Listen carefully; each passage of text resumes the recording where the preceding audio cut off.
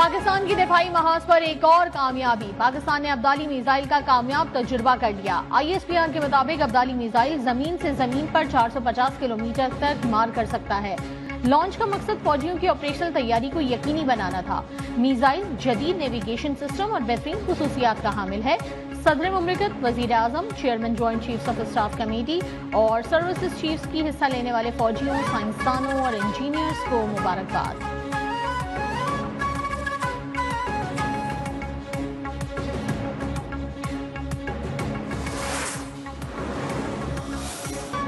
बिहार इंतखाबात जीतने के लिए मोदी का पहलगाम ड्रामा बेनकाब। मोदी ने बिहार इंतखाबात जीतने के लिए पहलगाम फॉल्स फ्लैग का ड्रामा रचाया।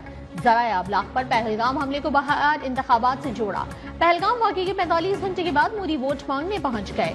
भारतीय अपोजिशन जमात कांग्रेस और RJD की मोदी के बिहार दौरे पर तनकीद। टाइम्स ऑफ इंडिया के मुताबिक RJD ने पटना में मोदी और वजीर आला नीतीश कुमार के खिलाफ बैनर्स लगा दिए।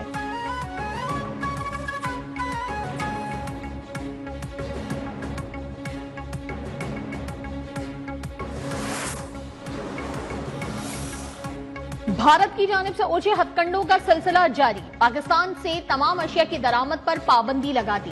भारतीय वजारत तिजारत ने पाबंदी फॉरेन ट्रेड पॉलिसी 2023 में तरमीम करके लगाई। पहले सिंध तास मुआहदा एक तरफा तौर पर खत्म करने का ऐलान किया, फिर तिब्बी बुनियादों पर इलाज के लिए मौजूद पाकिस्तानियों को भारत छोड़ने का हुक्म दिया। अब भारत ने पाकिस्तानी अशिया के बराह रास्त या बिलवास्ता दरामद पर पाबंदी लगा दी।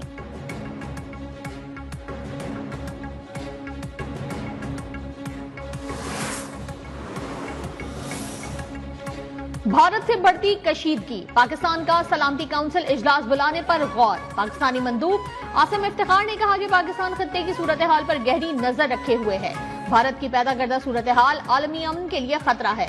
हम समझते हैं कि सलामती काउंसिल को इस पर गौर करना चाहिए। गजा और कश्मीर का मसला अक़वाम मुत्तहिदा की करारदादों के मुताबिक हल होना चाहिए। भारत बलूचिस्तान में दहशतगर्दी में बराह रास्त मुलव्वस रहा है।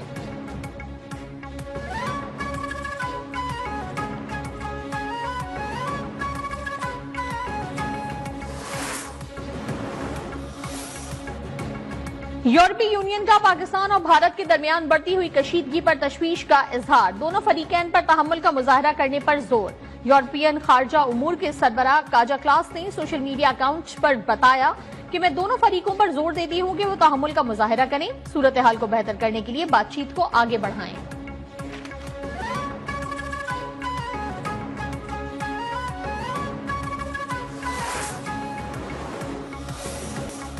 पाकिस्तान ने IMF प्रोग्राम में रुकावट डालने की भारतीय कोशिशों को मुस्तरद कर दिया।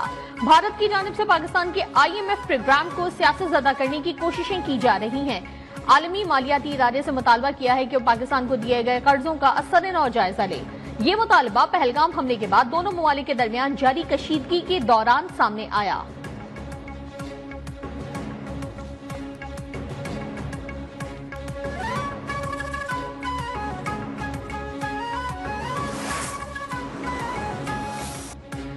पाकिस्तानी कौम हर मुश्किल घड़ी में अपनी अफवाज के शाना बशाना है। शहरियों का कहना है कि भारत की किसी भी जारियत का मुंह तोड़ जवाब दिया जाएगा। भारत का जंगी जुनून और पाकिस्तान मुखालिफ प्रोपेगेंडे के खिलाफ कौम मुत्तहिद और यकजबां। तमाम छोटे बड़े शहरों में भारत के खिलाफ एहतजाज, रैलियां और मुजाहिरे।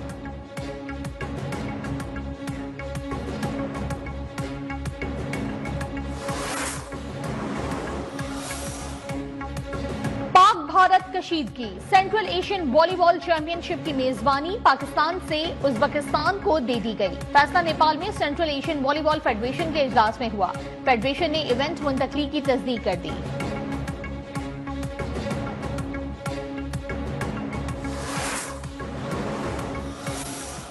मेरे दिल के बहुत करीब है ये जो अपना घर, अपनी छत जो मंसूबा है।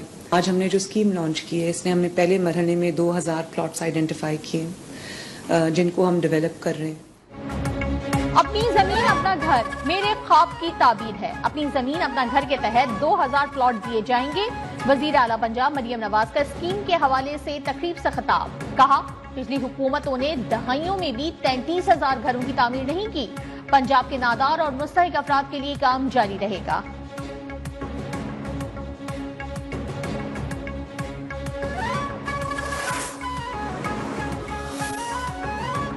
मरकजी जमीयत अहले हदीस के सरबराह प्रोफेसर साजिद मीर इंतकाल कर गए। खानदानी जराये के मुताबिक साजिद मीर का इंतकाल दिल का दौरा पड़ने से हुआ। 87 साल साजिद मीर सियालकोट में अपनी रिहाइशगाह पर मौजूद थे। सुबह नाश्ते के बाद तबीयत नासाज हुई। नमाज जनाजा आज रात 10 बजे अदा की जाएगी। वजीर आजम शहबाज शरीफ का प्रोफेसर साजिद मीर के इंतकाल पर इजहार अफसोस, खदमात पर खराज अकीदत।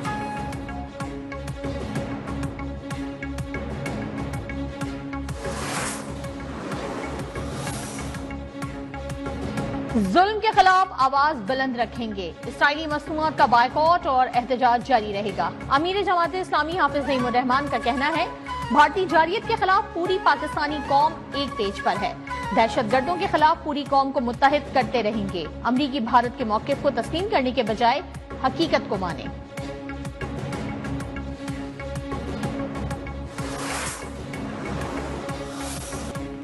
भारत के मंदिर में भगदड़ में 6 अफराद कुचल कर हलाक, मुताद्दिद जख्मी।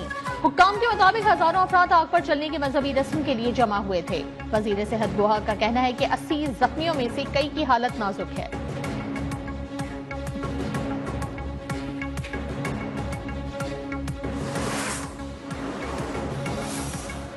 और पाकिस्तान सुपर लीग सीजन 10 आज इस्लामाबाद यूनाइटेड और कोयटा ग्लैडिएटर्स के दरमियान मुकाबला होगा। मैच रात 8 बजे खेला जाएगा। दोनों टीमें जीत के लिए पुरअज़्म।